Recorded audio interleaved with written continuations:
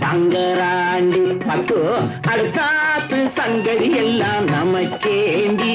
அவன் சம்பளம் பாதி சிம்பளம் பாதி தங்கராண்டி மூன்றெழுத்து மூணு சோபம் பார்த்தது நீ தாண்டி